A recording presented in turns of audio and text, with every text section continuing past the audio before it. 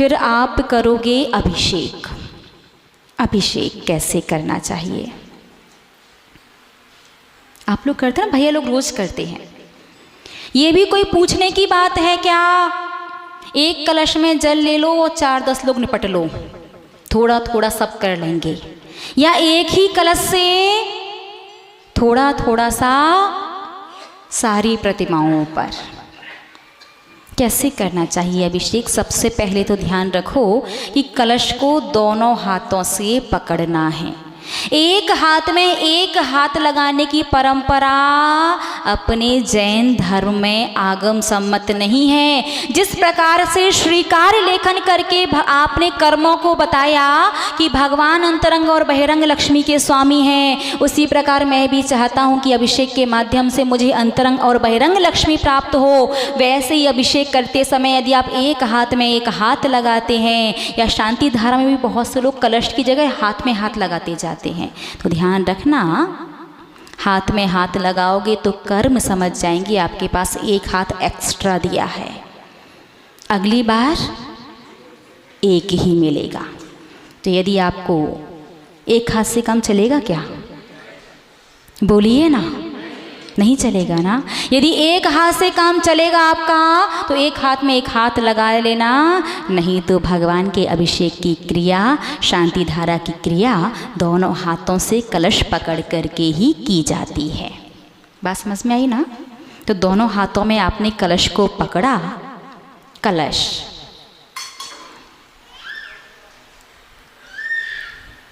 कलश किस चीज का प्रतीक है? मंगल का।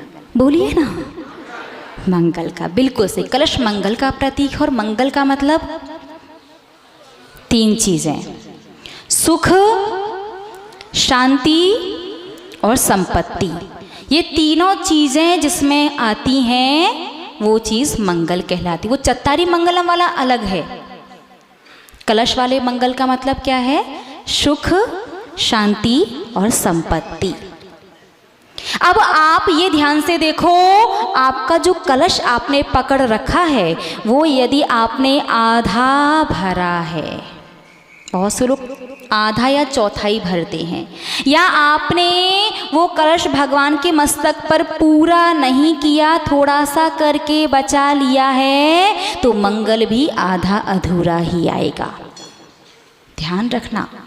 यदि जल अभिषेक ज्यादा बन जाता है तो आप कलश का साइज छोटा कर सकते, बिल्कुल इतना सा कर लो, कलश का साइज छोटा कर लो, वो चल जाएगा। लेकिन प्रथम कलश का तात्पर्य भगवान का प्रथम कलश नहीं, करने वाले श्रावकों का प्रथम कलश। आप जब करोगे तो आपका पहला कलश अलग होगा, आपका अलग, आपका अलग। बात समझ में आई ना? एक तो होता है श्री जी के अभिषेक का प्रथम कलश और दूसरा होता है श्रावक की अपेक्षा प्रथम कलश। तो अपन बात करते हैं श्रावक की अपेक्षा। सबका जो पहला कलश होता है अभिषेक करने का, वो पूरा भरा हुआ होना चाहिए और पूरा की पूरा कलश भगवान के मस्तक पर ही उल्टा हो जाना चाहिए। ऐसा नहीं थोड़ा सा मस्तक पर किया और थोड़ा सा बचा करके कंधों पर, फिर चरणों में, और उसके बाद भी थोड़ा सा बचा करके रख दिया। क्योंकि शास्त्रों में स्पष्ट लिखा है मस्तकाभिषेक। आप मस्तक पर जल डालिए, वो यहाँ वहाँ जहाँ भी जाना होगा चला जाएगा, नहीं जाएगा तो भी चल जाएगा। लेकिन आपका पहला कलश यदि मस्तक पर उल्टा होगा तभी आपके घर में भरपूर सुख, शांति और समृद्धि आएगी। नहीं तो किस्तों में पेमेंट होगा। आपने आधा अधूरा कलश से भगवान का अभिषेक किया, कलश करने के बाद बचा लिया, तो आपका सुख भी आधा अधूरा आएगा। सुबह तो बढ़िया आप डल्लफ के गद्दे पर सो रहे थे तो बहुत अच्छा लग रहा था, दोपहर में कमर दर्द होने लगी और आपको रीज़न पता नहीं होता। शांति, सुबह से सब लोग बड़े अच्छे से प्रेम से घर में बातचीत कर रहे थे, व्यापारी लोग भी बहुत अच्छे से बोल रहे थे, और शाम तक तो किसी बड़ी पार्टी से खटपट हो गई। और समृद्धि नाम, रुतबा, यश चाहिए कि नहीं चाहिए? बोलिए ना, ये भी कोई पूछने की बात है? किसको नहीं चाहिए? हर संसारी प्राणी को चाहिए।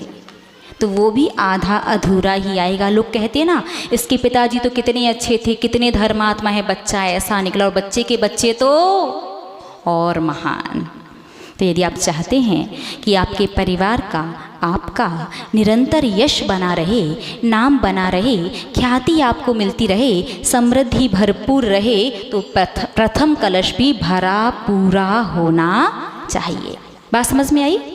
पहला कलश पूरा भरना है और भगवान के मस्तक शुरू होता है यहाँ से नहीं, यहाँ से वो बाल से बने होते हैं ना, उसके जस्ट वहाँ से।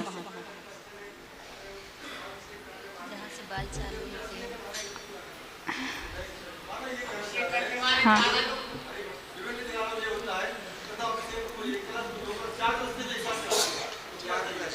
ये शाम को आपका जिज्ञासा जो भी है, इसका उत्तर हम शाम को दे देंगे, ठीक है ना? होना क्या चाहिए वो हम बता देते हैं, अब करना क्या है वो आप डिसाइड कर लीजिएगा, ठीक है ना? क्योंकि जितना सही और जैसा करोगे वैसा फल मिलेगा, नहीं तो गड़बड़ तो हो ही रही है। आगे थोड़ा बहुत कोई बात नहीं है, 2, 4, 10, 20 बार नरक जाना भी पड़ेगा तो क्या फ़र्क पड़ जाएगा? कम से कम बस 10,000 वर्षों के लिए खाना ही तो नहीं मिलेगा, कम से कम 10,000 वर्षों के लिए सिर्फ पानी ही तो नहीं मिलेगा, कम से कम 10,000 वर्षों के लिए नदी मिलेगी, वैतरणी नदी, जिसका पानी तेजाब से भी ज़्यादा तेज। क्या फ़र्क पड़ेगा? शरीर पर घाव हो जाएंगे तो कोई फ़र्क थोड़ी पड़ता है। क्या फ़र्क पड़ेगा कि तिल तिल के बराबर शरीर के टुकड़े टुकड़े हो जाएंगे, मरेंगे थोड़ी, फिर से जिंदा होकर के उस कष्ट को भोगेंगे। अरे फ़र्क पड़ेगा जब वहाँ पहुँचोगे, तब पता चलेगा। क्योंकि सुख में बात समझ आती नहीं है। जब हल्का सा कट भी उंगली पर लग जाए और उसमें ऊपर से कोई नमक डाल दे तो क्या होता है? सीधे सभ्यता छोड़ करके अपशब्दों पर पहुंच जाता है व्यक्ति। समझ में नहीं आ रहा तुझे? एक तो कट लगा है, ऊपर से नमक डाल दिया। नरकों के दुख का वर्णन करने के लिए तो आचार्य भगवंत कहते हैं कि लेखनी में उतनी शक्ति ही नहीं होती कि इस नरक के दुखों का पूर्ण अक्षरशः सही वर्णन किया जा सके।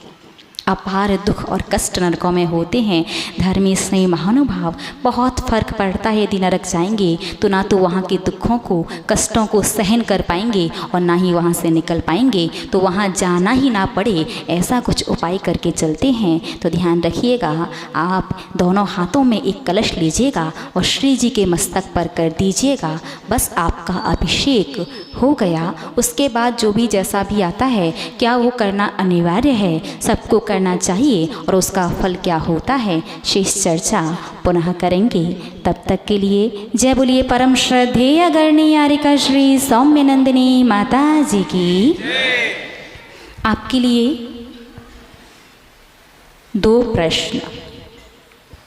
पहला प्रश्न, बहुत से लोग अभिषेक शांति धारा की क्रिया पूरी होने के पहले ही गंधोदक ले लेते हैं।